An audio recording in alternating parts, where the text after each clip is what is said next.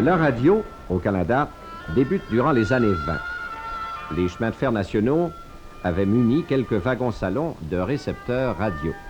Il faut toutefois attendre 1936 pour assister à la naissance de Radio-Canada, qui hérite des installations de la Commission canadienne de la radiodiffusion dans l'édifice Kings Hall. Qui est là? Les joyeux troubadours!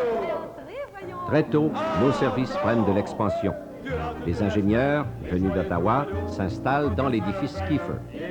En décembre 1937, inauguration de l'émetteur de Verchères. CBF est né. L'Ermitage, loué en 1940, servira de studio pour les émissions avec public. Suivront, les années suivantes, la fondation du service des nouvelles et celle du service international. Nous diffusons en ce moment vers l'Afrique. Em 25,51 metros, 11,76. Broadcasting Corporation, calling Europe. Prévoyant la venue prochaine de la télévision, la société achète, en 1948, l'hôtel Ford, dont le réaménagement sera terminé en 1951. Tous les services y sont regroupés. Au Studio 30, dans le nouvel édifice, régnera une activité intense. Au premier étage, on retrouve une régie centrale moderne.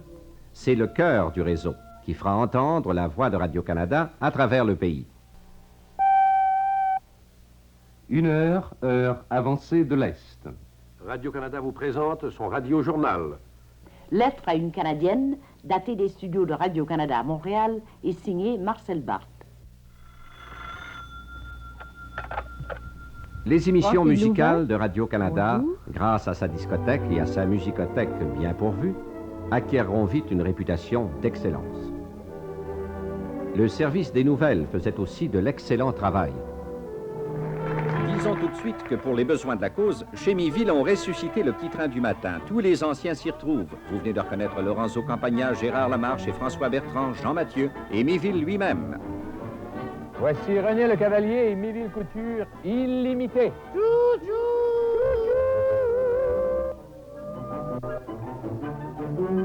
Qui vous présente le petit train du matin.